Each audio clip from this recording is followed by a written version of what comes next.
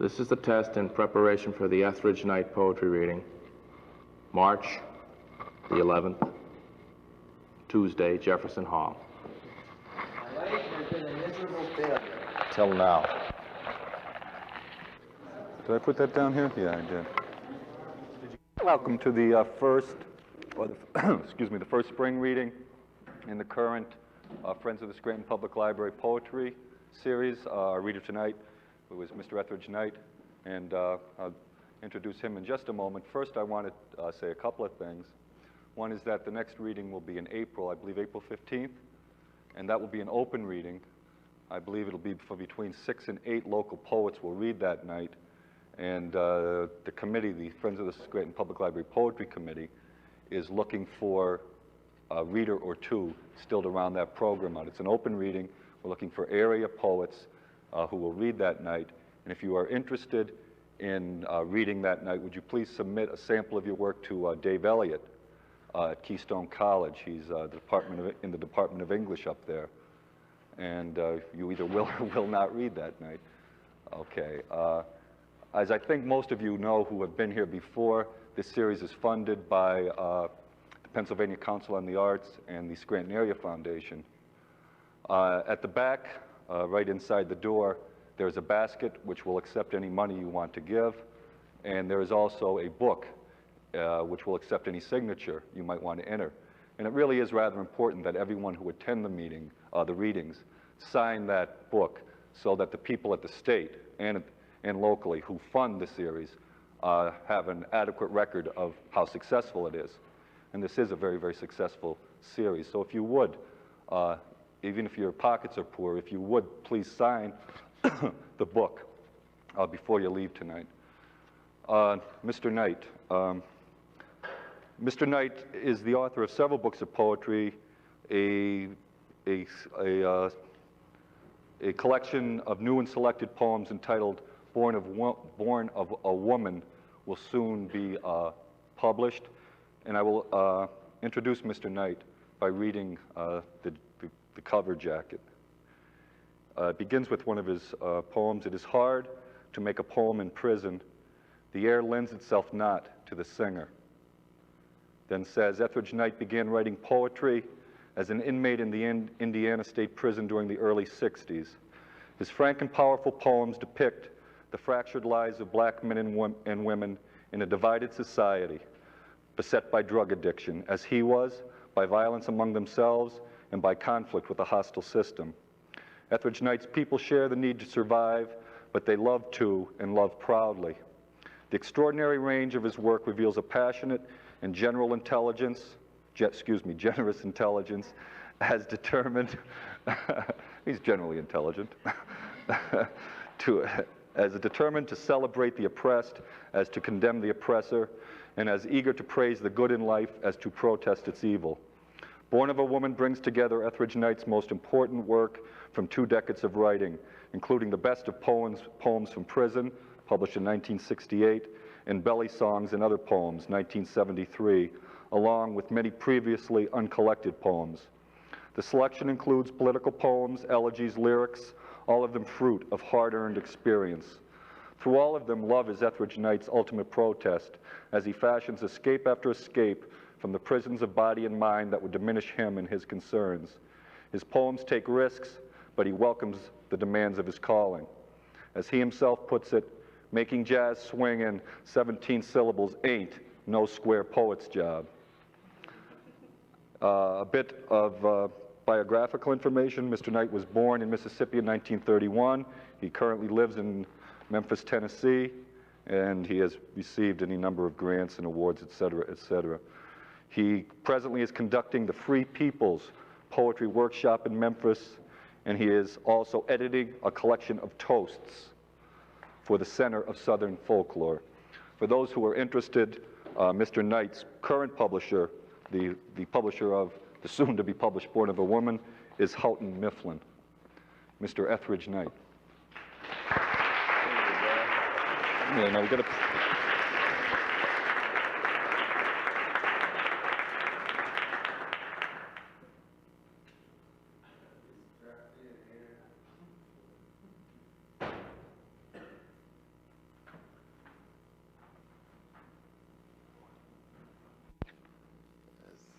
certain the demands of technology, what I like to do is first say to you some of the poems I made up when I was in prison, and then some I made up since I've been out. I went to prison in I got arrested in 1960, and I got out in 1968. And my poems first started being published in 62 or 63. I went through like 2 years of nothing but absolute rejections, you know. Every night the guy would come around with the mail and he'd put 2 or 3 letters in, or you slide them, and they don't call you by your name, they call you by your number. You know, 30,562. And I mean, I'd already been rejected, you know, by society. Nothing but form rejects. So I'll read to you some of the poems that I made up when I was in prison, and then some I made up since I've been out.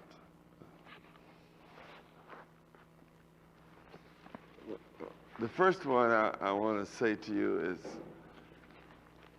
titled, Hard Rock Returns to Prison from the Hospital for the Criminal Insane.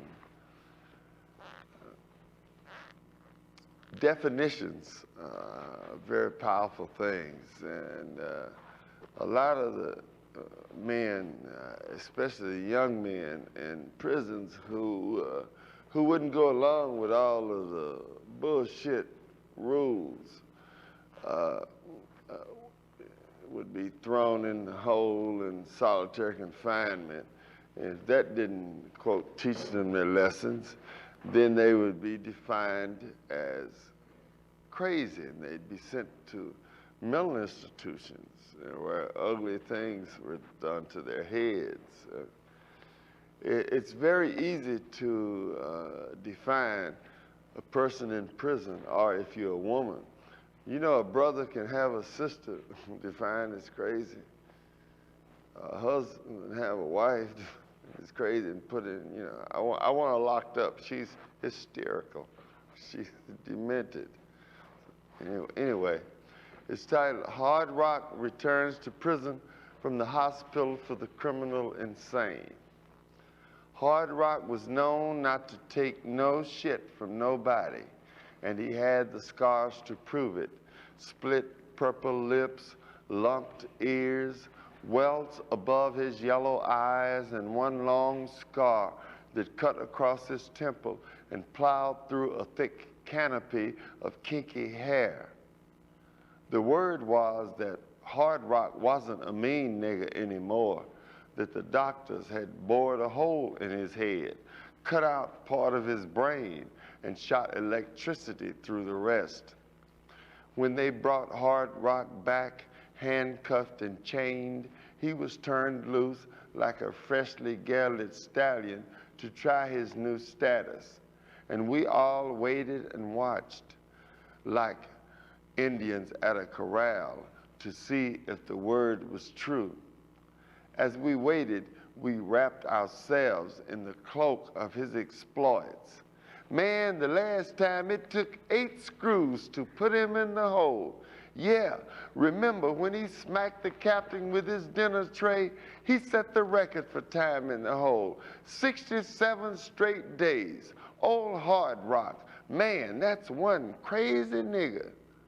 And then the jewel of a myth, that Hard Rock had once bit a screw on the thumb and poisoned him with syphilitic spit. The testing came to see if Hard Rock was really tame. A hillbilly called him a black son of a bitch and didn't lose his teeth. And a screw who knew Hard Rock from before shook him down and barked in his face. And Hard Rock did nothing, just grinned and looked silly, his eyes empty like knotholes in a fence. And even after we discovered that it took Hard Rock exactly 3 minutes to tell you his first name. We told ourselves that he had just wised up, was being cool, but we could not fool ourselves for long, and we turned away, our eyes on the ground, crushed. He had been our destroyer, the doer of things we dreamed of doing but could not bring ourselves to do. The fears of years, like a biting whip, had cut grooves too deeply across our backs. The next poem, He Sees Through Stone, is about an old man, Do It Sure. The prison I was in is in northern Indiana, about an hour and a half from Chicago, on the east of Gary. And Do It Sure and a couple of other old guys had come over to Indiana and tried to rob somebody. And they caught their asses and put them in penitentiary. And he served kind of as our village elder. He would hold the bets on the boxing matches, basketball games, and he'd settle arguments, and he'd tell a bunch of lies all the time. And he claimed he knew Al Capone, and in the evenings, we'd be on the yard, a lot of the young guys would gather around him, and while he'd be telling his tall tales, and they'd always be projecting a tough image, chest out, and he could see through this. He knew that they was just as scared as he was.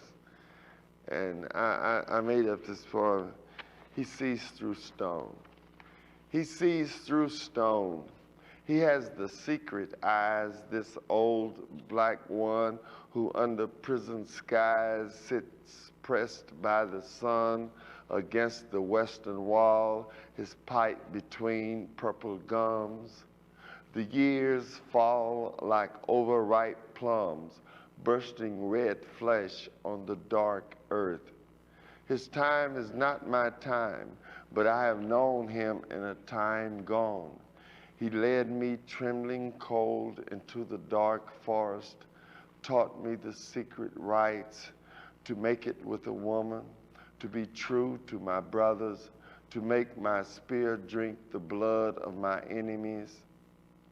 Now black cats circle him, flash white teeth, snarl at the air, mashing green grass beneath shining muscles, ears peeling his words. He smiles, he knows the hunt, the enemy. He has the secret eyes, he sees through stone.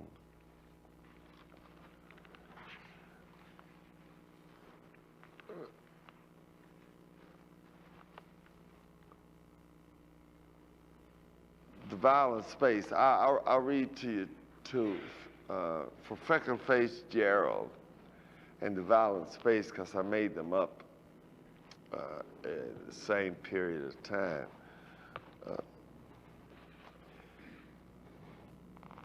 I was reading a novel by James Baldwin, and the title of it was Another Country.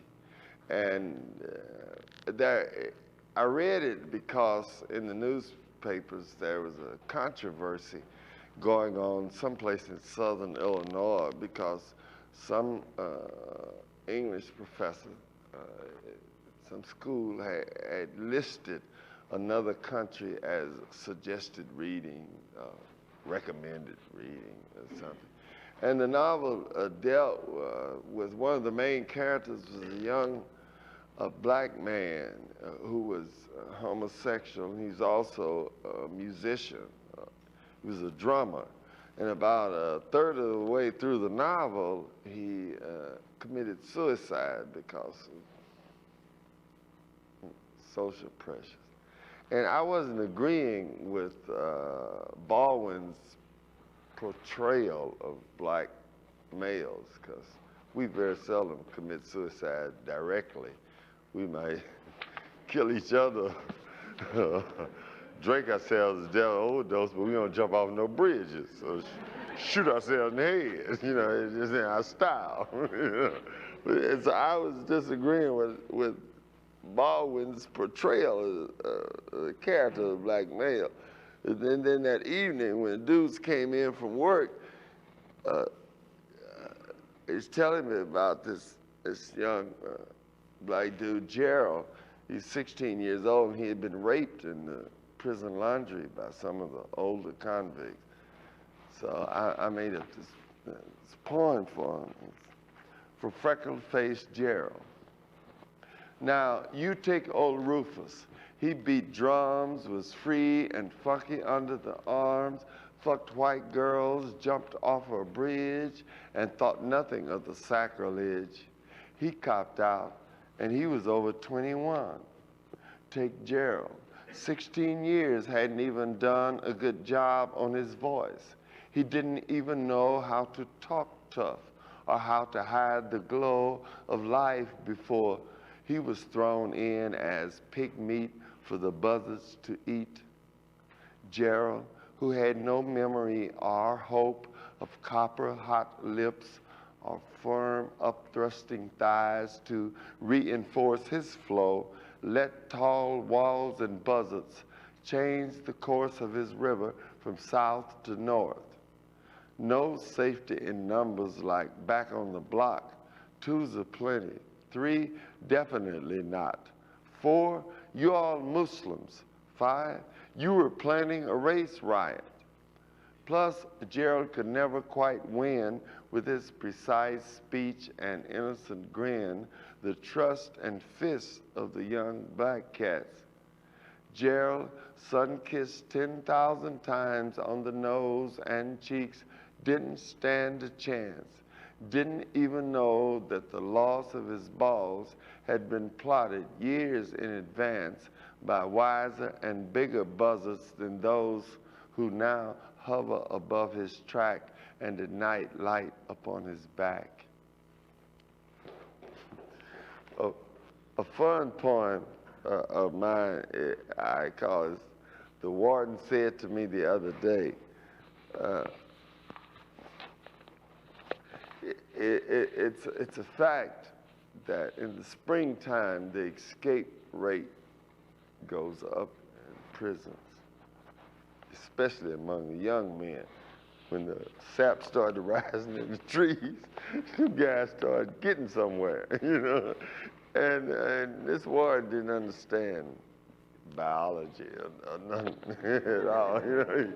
I mean, you know, his job was to keep him there. Well, anyway, this particular day, about 5 or 6 guys outside the wall said, escape, you know, man, hell, it's springtime, the birds. And he come and he asked me, you know, if I, had the answer. So anyway, I made up this poem. The warden said to me the other day, the warden said to me the other day, innocently I think, say, Etheridge, how come the black boys don't run off like the white boys do? I lowered my jaw and scratched my head and said, innocently I think, well, sir, I ain't for sure, but I reckon it's 'cause we ain't got nowheres to run to.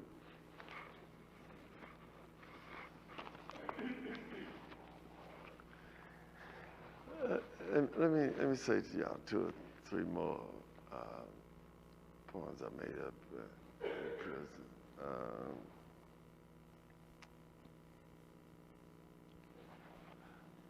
The violent space, or when your sister sleeps around for money. I made this up just about during the same time I made a poem for Freckle-Faced Gerald. It is because I was thinking about certain violences. I had been involved with a couple of women who had been into the streets and they told me about some kinds of violence. And I was thinking that the only men who could probably relate to certain fears that women have were young men in prison. If the average man, if I'm walking down a dark alley and I got some money in my pocket, I have a fear. The fear is that somebody might knock me in the head and take my money. But the fear is not that I'm going to be sexually assaulted.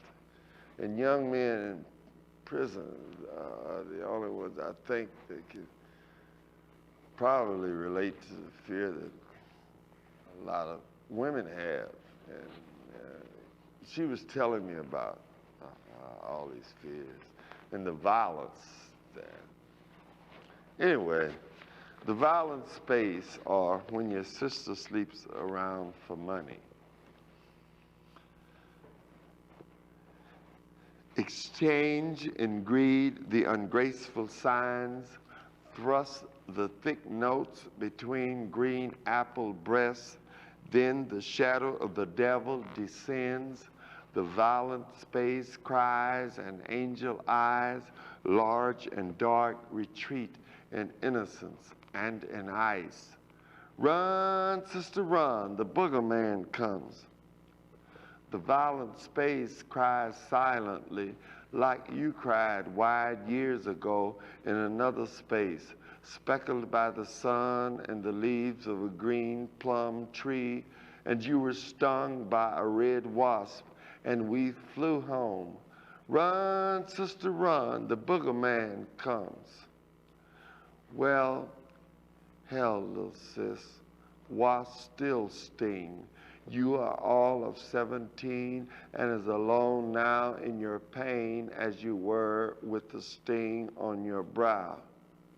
Well, shit, little sis, what should I do? Should I squat in the dust and make strange markings on the ground? Shall I chant a spell to drive the demon away? Run, sister, run, the booger man comes. In the beginning you were the Virgin Mary, and you are the Virgin Mary now. But somewhere between Nazareth and Bethlehem, you lost your name in the nameless void. Oh, Mary, don't you weep, don't you moan. Oh, Mary, shake your butt to the violent juke, absorb the demon puke, and watch the white eyes pop. Run, sister, run, the booger man comes. And what do? I boiled my tears in a twisted spoon and danced like an angel on the point of a needle. I sit counting syllables like Midas gold. I am not bold. I cannot yet take hold of the demon and lift his weight from your black belly. So I grab the air and sing my song. But the air cannot stand my singing long.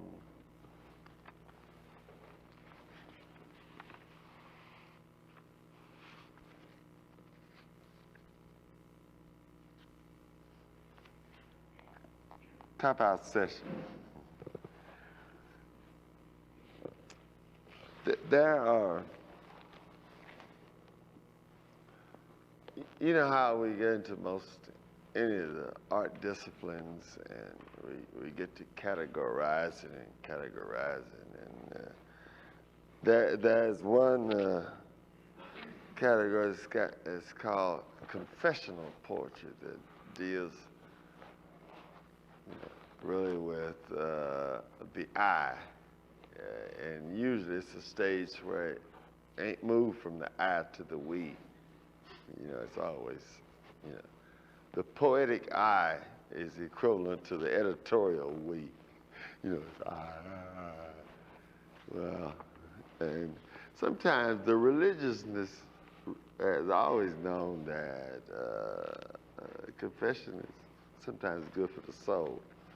So this is it's called cop-out session.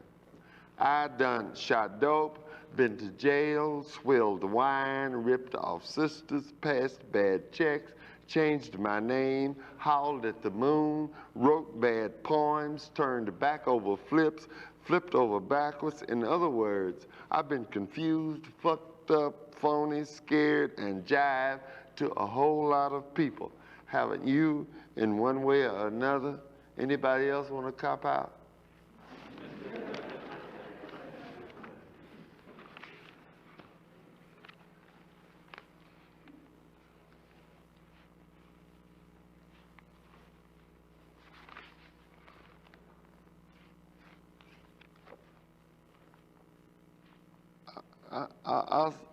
I'll say 2 or 3 more poems from that I made up when I was in prison. Then one, Langston Hughes,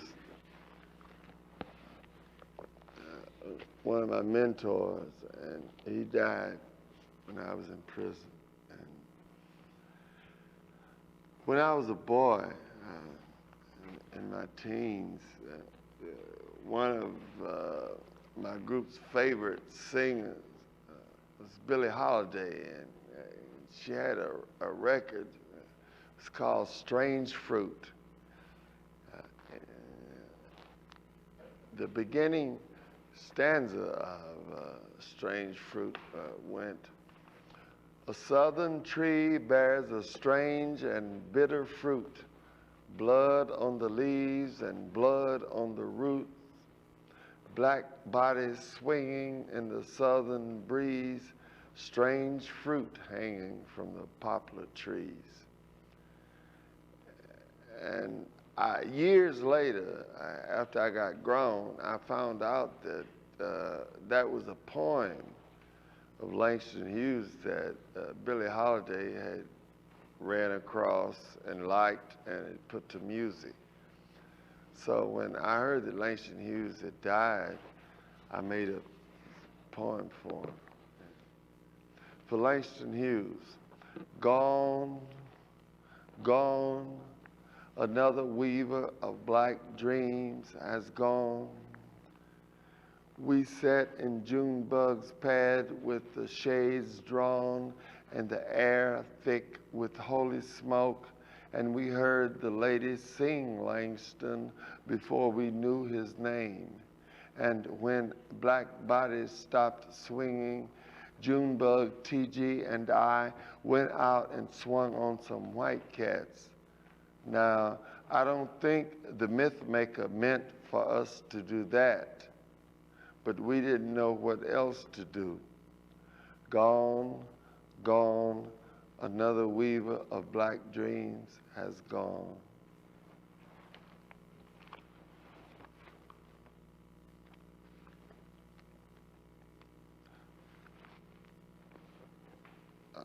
Another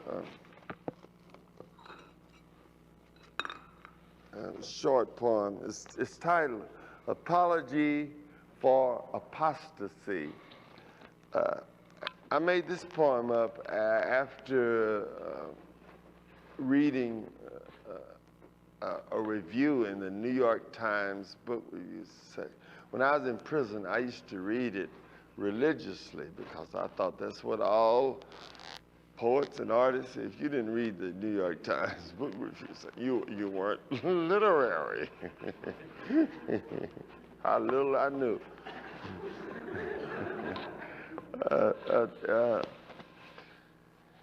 Gwendolyn Brooks had published her second book of poetry, and it's a very well-known, this was in the early 60s, I understand the history, and at that particular time, in the early 60s, a great hue and cry was going out all across academia, and the various English professors and poets and critics were saying,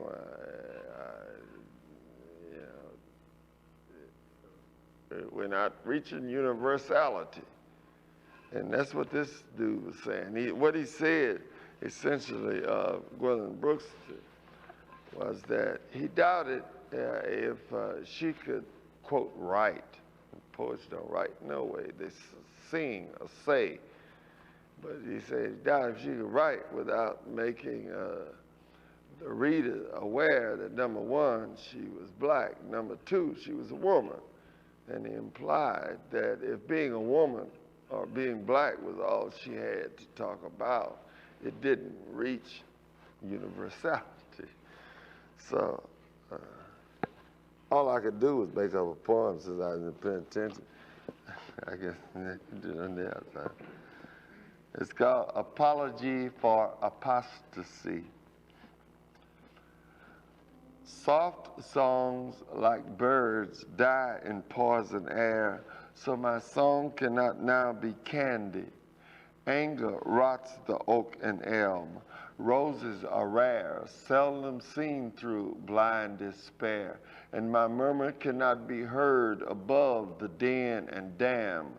The night is full of boogers and bastards. No moon or stars light the sky, and my candy is deferred till peacetime, when my voice shall be light like down lilting in the air. Then shall I sing of beaches white in the magic sun, and of moons and maidens at midnight.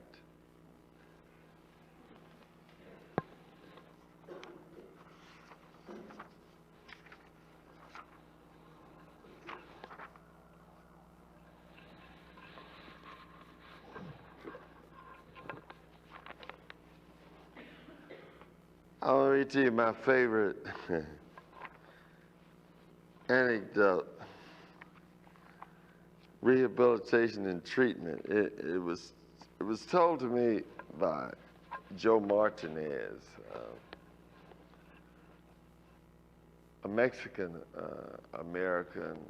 He spent 25, 30 years in various prisons, Texas, Huntsville. And he used to always say to me, "Hey, Etheridge, I'm living proof that reformatories don't reform and prisons don't rehabilitate, else I wouldn't have had to spend 25, 30 years in one. You know, if you got arthritis, you go to the doctor for 30 years, he ain't cured you, shit." You know what I mean? Something's going on. You know? So,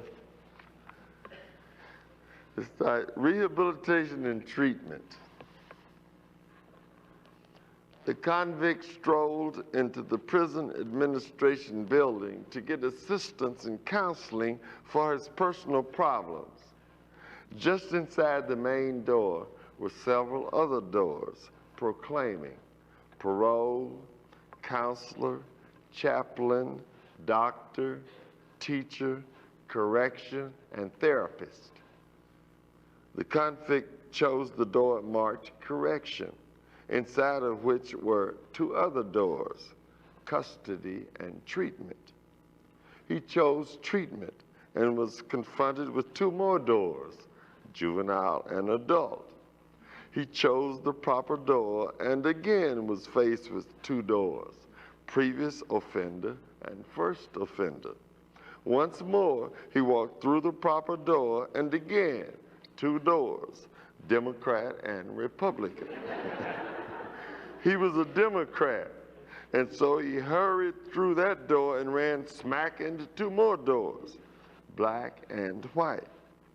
He was black, and so he rushed through that door and fell 9 stories to the street.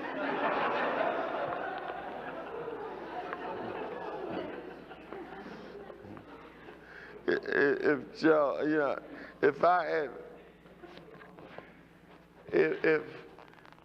if Joe was still living, he got out after about 25 years and then died 2 months ago. But hey, there is so many things going on in the language that most of us don't pay attention to. Poets should pay attention to, since the language, since words are their major tools in the making up of a story like this, an anecdote like this. there should have been two other doors. It should have been marked male and female. I began to understand, somebody pointed out to me, a certain woman pointed out to me, and it's true. And in the poem, I said,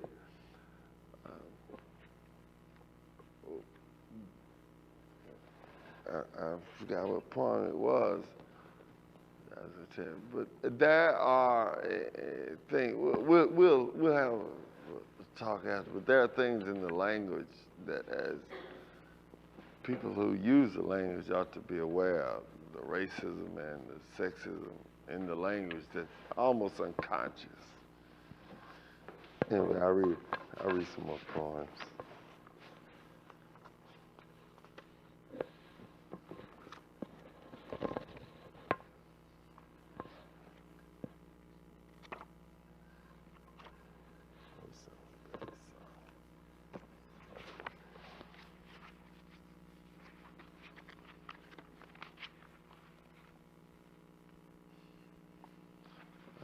Here's one.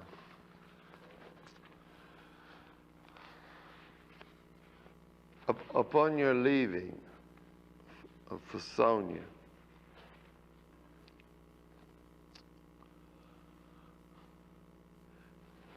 night, and in the warm blackness, your woman smell filled the room, and our rivers flowed together, became one.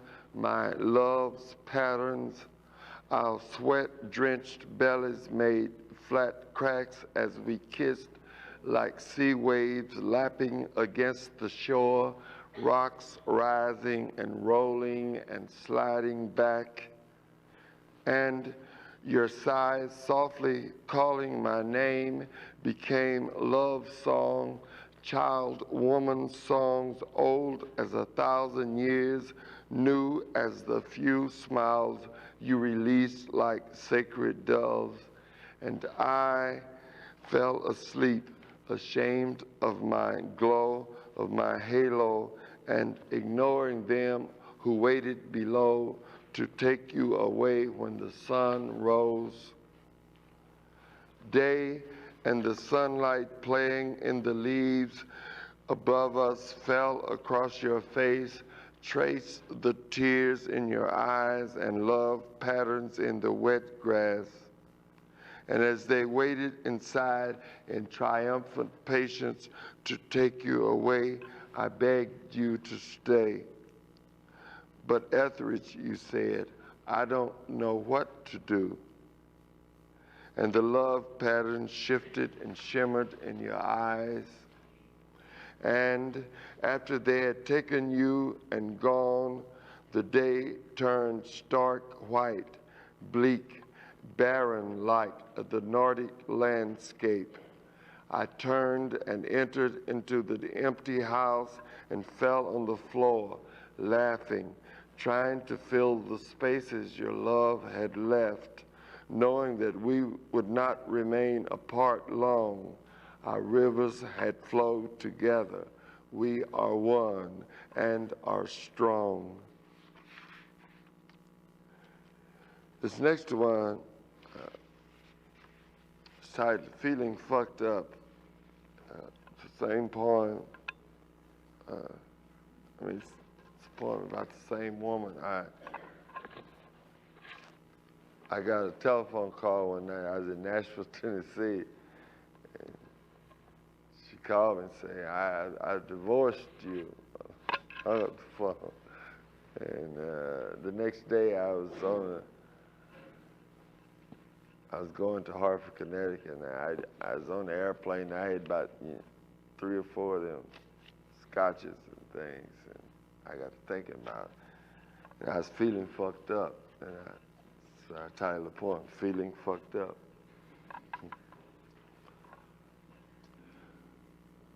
Lord, she's gone, done left me, done packed up and split, and I with no way to make her come back, and everywhere the world is bare, bright bone white crystal sand glistens, Dope, death, dead, dying and jiving drove her away, made her take her laughter and her smiles and her softness and her midnight sighs. Fuck Coltrane and music and clouds drifting in the sky. Fuck the sea and trees and the sky and birds and alligators and all the animals that roam the earth. Fuck Marx and Mayo, fuck Fidel and Nkrumah and democracy and communism. Fuck smack and pot and red ripe tomatoes. Fuck Joseph, fuck Mary, fuck God, Jesus, and all the disciples. Fuck Fanon, Nixon, and Malcolm. Fuck the revolution, fuck freedom, fuck the whole thing. All I want now is my woman back so my soul can sing.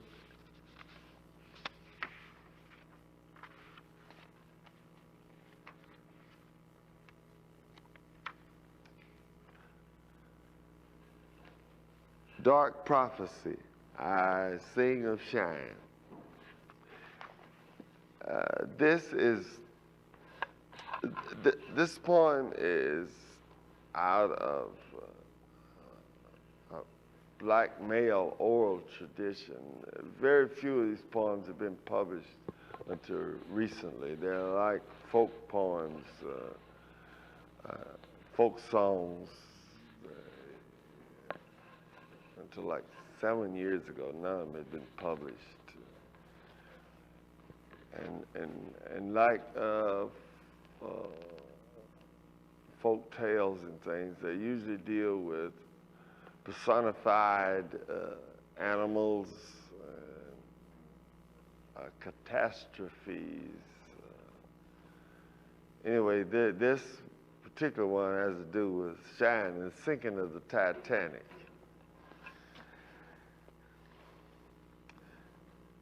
And yeah, brothers, while white America sings about the unsinkable Molly Brown, who was hustling the Titanic when it went down, I sing to thee of Shine, the stoker, who was free enough to flee the fucking ship and let the white folks drown with screams on their lips. Jumped his black ass in the dark sea, Shine did, broke free from the straining steel. Yeah, I sing of Shine and how the millionaire banker ran on the deck and pulled from his pockets $1 million check, saying, Shine, Shine, save poor me, and I'll give you all the money a black boy needs. And how Shine looked at the money and then at the sea and said, jump in, motherfucker, and swim like me. And Shine swam on, and Shine swam on.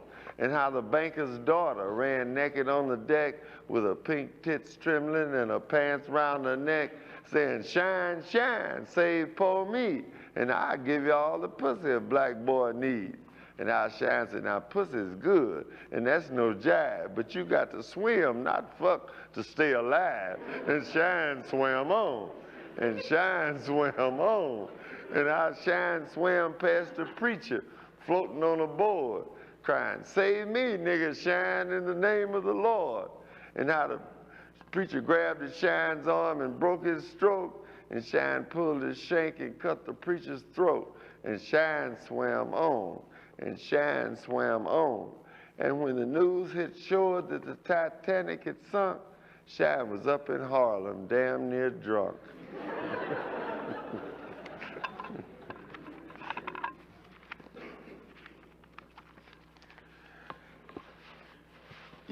You know, when I first started reading my poems around, after I got out of penitentiary, it's something about the ego of the poet.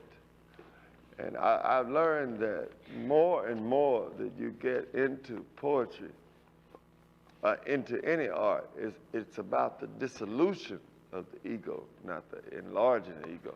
At first, I used to read nothing but my poems.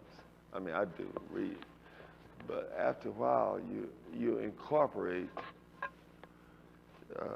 some of the poems by poets that you understand. I want to read to you a poem by a woman poet who lived it was near here in Binghamton, Heather McHugh. The poem is titled Housewife.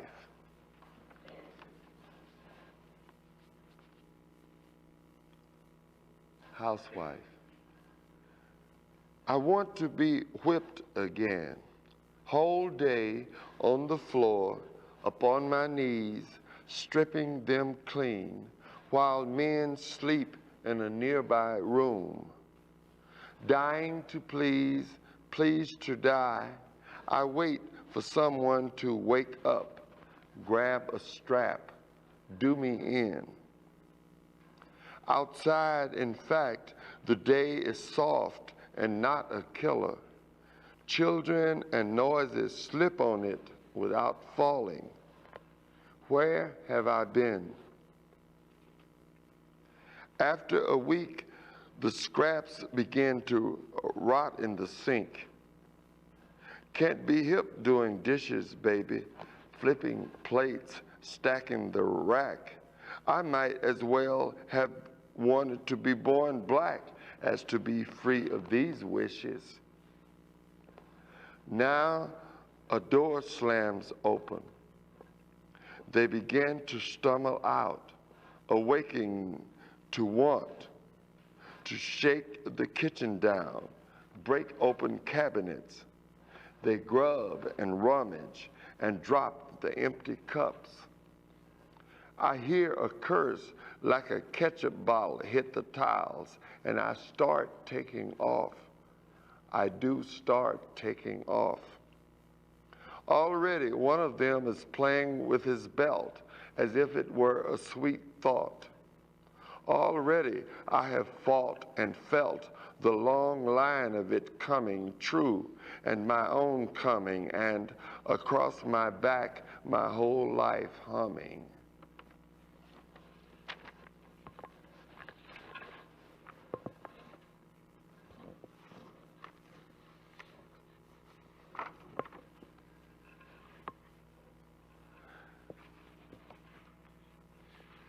I'll read two more, a Watt's Mother and a title poem, Belly Song.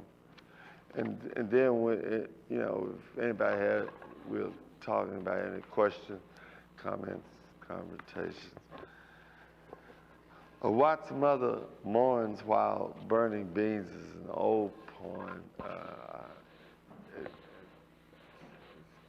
It's one I made up when I was in prison, and Belly Song was after. A Watt's mother mourns while boiling beans. Everybody remembers Watts. Anybody here don't know Watts? You know what Watts means? It's on the national consciousness.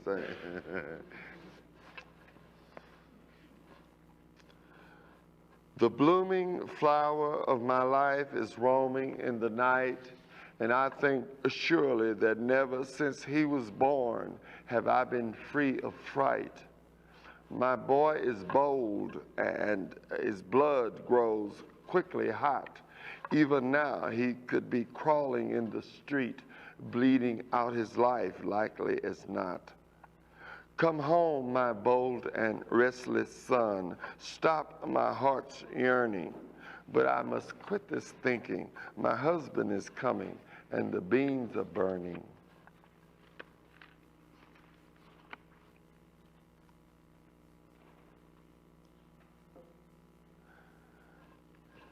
Belly Song for the Daytop family. And it begins with epigram, some lines from a poem by a young woman poet, Sarah Mansfield. It's a poem that she had written to me when I was in jail in Connecticut. And those lines go, "You have made something out of the sea that blew and rolled you on its salt, bitter lips. It nearly swallowed you. But I hear you are tough and harder to swallow than most." Belly Song. And I And I must admit that the sea in you has sung to the sea in me. And I must admit that the sea in me has fallen in love with the sea in you, because you have made something out of the sea that nearly swallowed you. And this poem I give to you. This poem is a song I sing to you from the bottom of the sea in my belly. This poem is a song about feelings, about the bone of feeling, about the stone of feeling, and the feather of feeling. This poem is a death chant and a gravestone and a prayer for the dead, for young Jackie Robinson, a moving black warrior who walked among us with a wide stride and heavy heels, moving through the blood and mud and shit of Vietnam, moving through the blood and mud and dope of America, for Jackie, who was a song and a stone and a feather of feelings, now dead and gone in this month of love. And this poem is for me and the days that lay in the back of my mind when the sea rose up to swallow me, and the streets I walked were lonely streets, were stone cold streets. This poem is for me and the nights when I wrapped my feelings in a sheet of ice and stared at the stars through iron bars and cried in the middle of my eyes. This poem is for me and my woman and the yesterdays when she opened to me like a flower and I fell on her like a stone. I fell on her like a stone. And now, in my 40th year, I have come here to this house of feelings, to this singing sea, and I must admit that the sea in me has fallen in love with the sea in you, because the sea that now sings in you is the same sea that nearly swallowed you and me too. Thank you.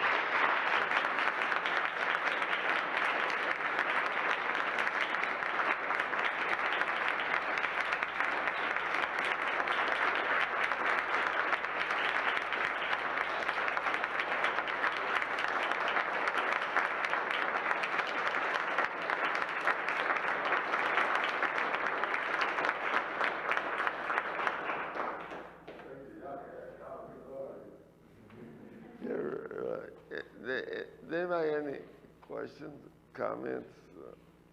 I'd like to hear an idea of ancestry. The idea of ancestry.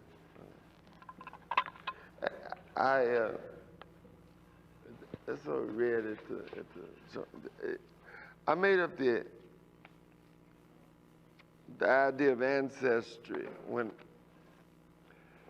I started. The initial creative impulse came. I was doing some time in the hole, and being in solitary, show you about words.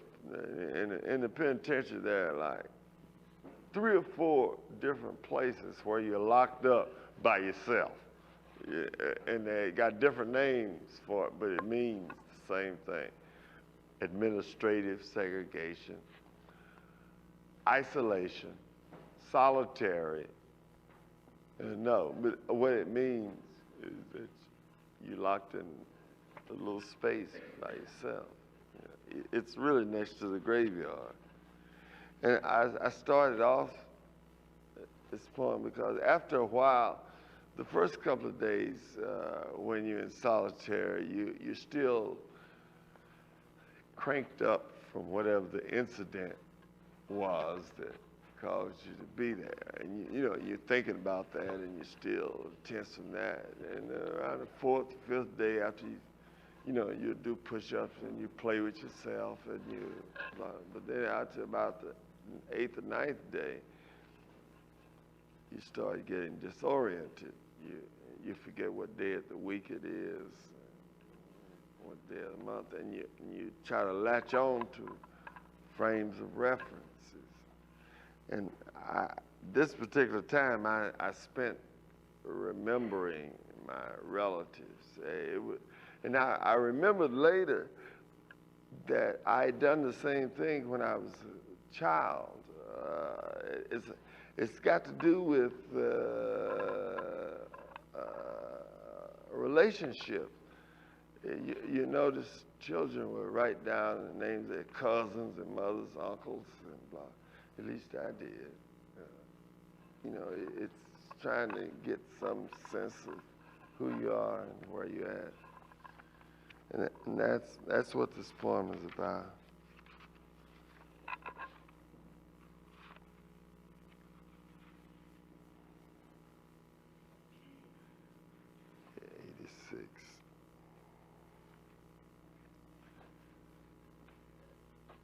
The idea of ancestry. Taped to the wall of my cell are 47 pictures, 47 black faces. My father, mother, grandmothers, one dead, grandfathers, both dead, brothers, sisters, uncles, aunts, cousins, first and second, nieces and nephews. They stare across the space at me, sprawling on my bunk. I know their dark eyes, they know mine. I know their style, they know mine. I am all of them, they are all of me. They are farmers, I am a thief. I am me, they are thee. I have at one time or another been in love with my mother, one grandmother, two sisters, two aunts, one went to the asylum, and 5 cousins. I am now in love with a 7-year-old niece. She sends me letters written in large block print, and her picture is the only one that smiles at me. I have the same name as one grandfather, 3 cousins, 3 nephews, and 1 uncle. The uncle disappeared when he was 15, just took off and caught a freight, they say. He's discussed each year when the family has a reunion. He causes uneasiness in the clan. He is an empty space. My father's mother, who is 93 and who keeps the family Bible with everybody's birth dates and death dates in it, always mentions him. There is no place in her Bible for whereabouts unknown. Each fall, the graves of my grandfathers call me. The brown hills and red gullies of Mississippi send out their electric messages, galvanizing my genes. Last year, like a Simon quitting the cold ocean, leaping and bucking up his birth stream, I hitchhiked my way from LA with 16 caps in my pocket and a monkey on my back. And I almost kicked it with the kinfolk. I walked barefooted in my grandmother's backyard. I smelled the old land and the woods. I sipped corn whiskey from fruit jars with the men. I flirted with the women. I had a ball till the caps ran out and my habit came down. That night, I looked at my grandmother and split. My guts were screaming for junk, but I was almost contented. I had almost caught up with me. The next day in Memphis, I cracked a crocus crib for a fix. This year, there is a gray stone wall damming my stream, and when the falling leaves stir my jeans, I pace my cell or flop on my bunk and stare at 47 black faces across the space. I am all of them, they are all of me. I am me, they are thee, and I have no suns to float in the space between.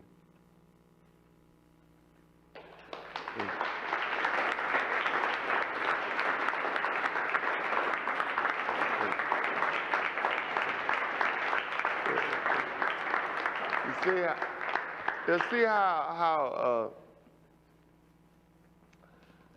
certain ideas are perpetuated if you ain't careful as a poet or writer, if you ain't careful about the language you use. That is one of the last line. I have no suns to float. Is that where I got confronted? In new and selected poems that's coming out in June, I changed that to, and I have no children. You know, that inherent in the language, and since poets are supposed, that's their major tool. They're supposed to be aware, and you know, I was John Wayne-ish. I could have just as easily said, I have no children to float in space. Still, I ain't no sons. You know. Anybody got any questions, comments, confrontations? Uh-huh.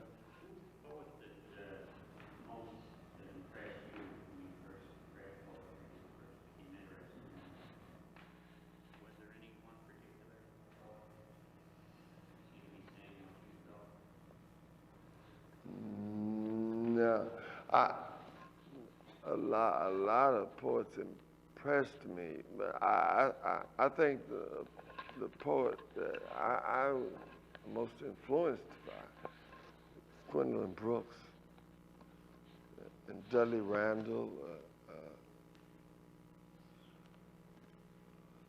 of the older poets, Langston Hughes, Emily Dickinson. Whitman was out of sight.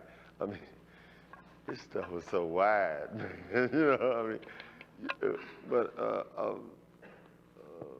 poets, I think my major woman tar was Gwendolyn Brooks, and my major mentor was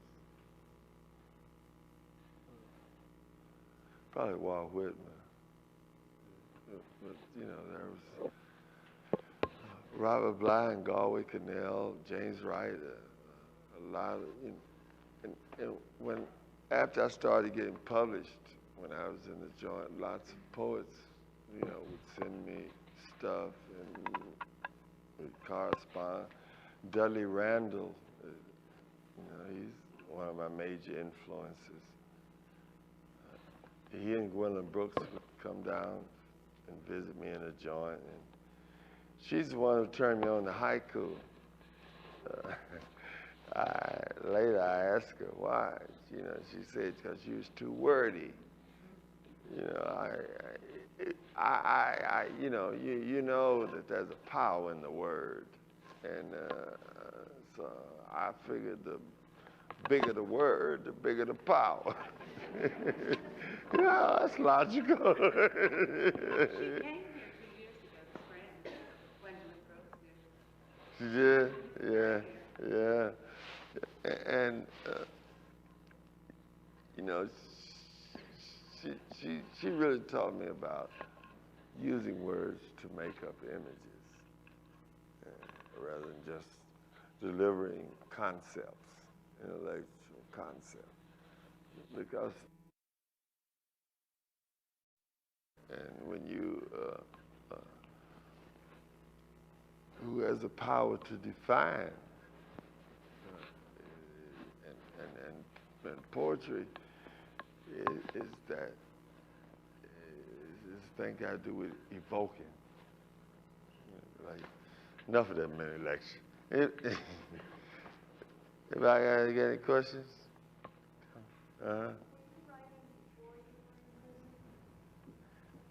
Yeah, what we call legitimate poetry. I was making up toasts like shine, those kind of, I defined myself as a poet. As I was telling David, I was a poet and I didn't know it. But no, I defined myself as a poet until I was in prison and I started wanting to expand my audience. I already had an audience in the joint, and the only way to expand it was through the printed page. And that's all the printed word is, an extension of the spoken word. Anybody want to argue with that? Any English professor that want to argue with that? That's all it is. The printed word is an extension of the spoken word. This is how it came into existence.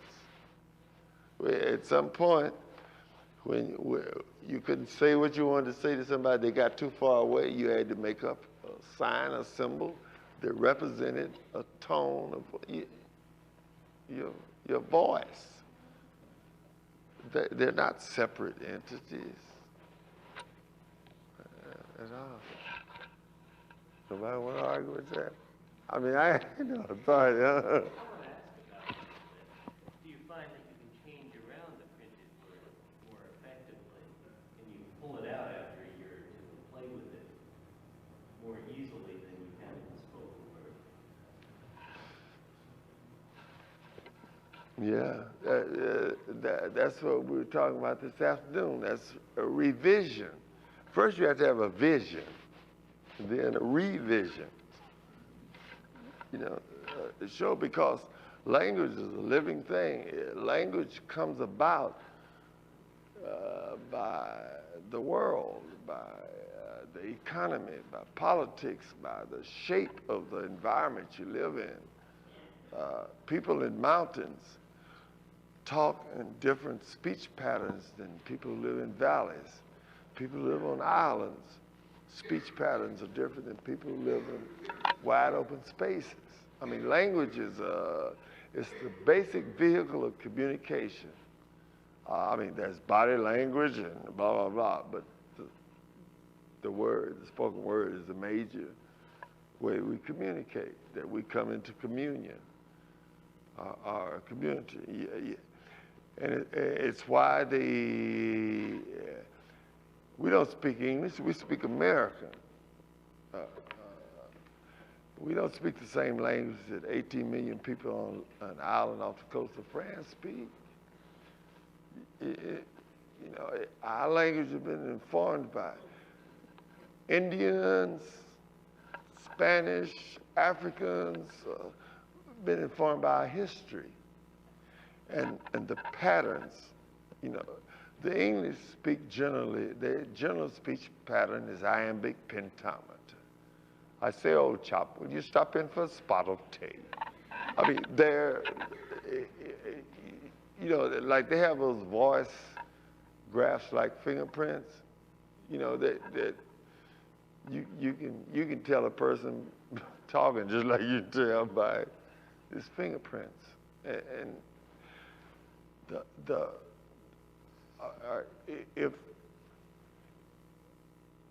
and punctuations, for instance, what we know as punctuations in grammar that came from ye olde England, they don't fit American language we speak. I mean, what you got? You got a period, comma, colon, semicolon, a dash. What else? And all of these are meant to, they prove itself. A period means a pause. It's got to do with breath. It's got to do with orality. A comma means a little slighter, slowing up. The implication is as you read aloud. And poems are meant to be, they're made up to be read aloud. The whole language. In fact, I read somewhere Yeah, I'm sure somebody can probably find it. That even when you're reading silently, there are little muscles moving in your throat. And as I'm, you know, if I start off on some intellectual abstraction, still, as I'm talking to you, there is a physical thing going on. The words from my mouth are rattling bones in your ears. That is a physical communication. And that's got to do with rhythm. It's got to do with rhyme, intonation, when you're intoning, you know, whoa, or lamenting. If I say, oh, or if I say, ee, that little bones in your ears are moving differently. That's physical. Ain't got to do with intellect at all. It's got to do with the belly.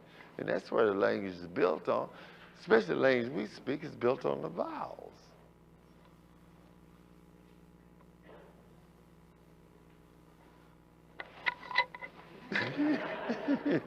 That meant election. But you know, you know what I'm saying? I mean, hell, I don't know if it's true or not, but that's where you be coming from in poetry. I bet you somebody could, you know, document it and prove it. I ain't gonna do it. I ain't got time. I'm gonna keep on making a point. But I bet you, man, that you know, that's what the language is. The language is a living thing. It ain't on the page. I mean, you know, it ain't just the ink and markings on the page. That's why I call it the mother tongue. It's a. All right. I read this article. That when a mother fathers don't do it because of our culture.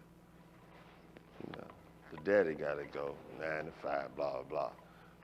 But why things are called the mother tongue. The mother tongue, it's got to do with the connotative side of the word rather than the denotative side of the word. You know, the denotative side, the authority, author, authority, you know, the denotative side of the word, its authority depends upon history and precedent, all the shit that was going on before.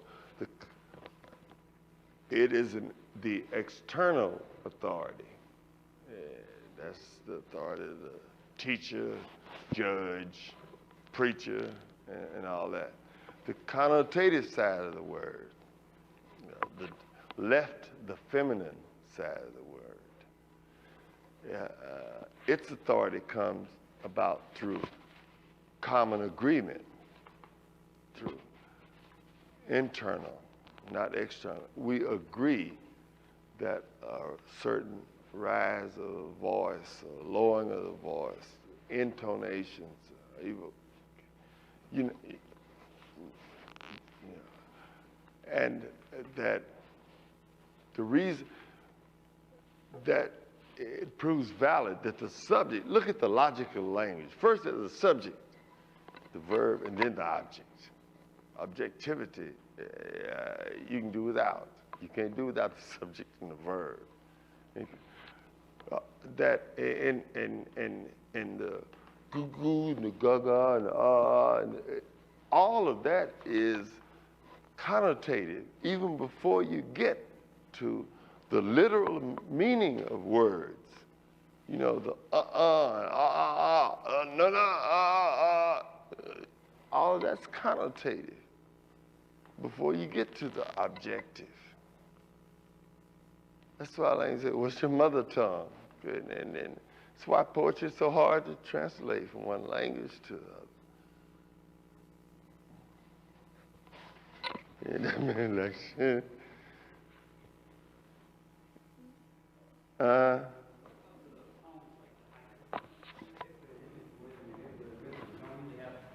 Rhythm's there. You don't have time to develop it the way you're talking about it, that the poem has song. In other words, it's more of an abstraction in terms of image. It almost calls for a visual image. You're working on a completely different idea, rather than just the sound. Yeah, what I understood about the haiku, I had problems a long time. Gwendolyn Brooks turned me on to him. Because she said, I was talking to her and she wanted me to deal with images and not use a whole bunch of long words, say what I want to say. Well, in the first place, I understand that the haiku poets in ye olde Japan and China were, first place, oral poets. They'd be sitting just like we drinking wine and tea. They'd be walking around their very rigid gardens and things, and they'd be making up. They were oral in the first place, and then there are certain characteristics. I understand that somehow you got to get in there a time, a sense of the season. Then you got to get in there a sense of motion. There's always a bird flying, a cow swishing its tail, a rain falling. There's movement. You got to get in there a sense of season, which means a time and a place. They're usually pastoral, landscapish, or whatever the word is for that. If you look at poetry, it's really you can look at it one way as just simply relationships. Poet's relationship with the poet's own self, poet's relationship with other selves, poet's relationship with nature, blah. And I, the haiku poems, I think, is the relationship of the poet person with nature, like in England, I think they call them pastoral poems. But there's the characteristics of time and place are usually characteristics of most good poems. There is a sense poems are grounded. They're grounded in a time and a place. And in haiku, it's obvious. I mean, there's always a sense of the season, at least. It's summer, spring, and then there's a movement, and there's something living. Always, that's the verb. There's something living. There's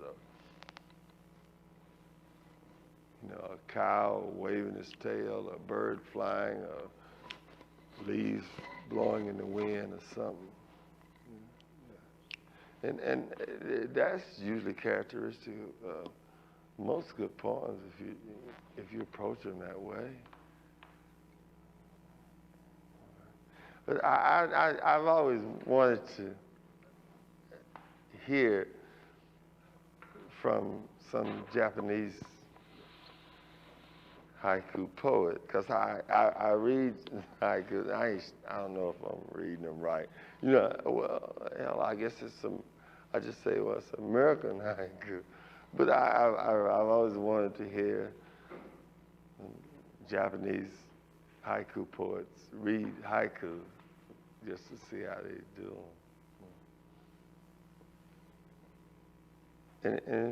Anybody else? Well, y'all, anybody else got no questions? There's some wine back in the back. Thank you. Thank you. Thank you. Thank you.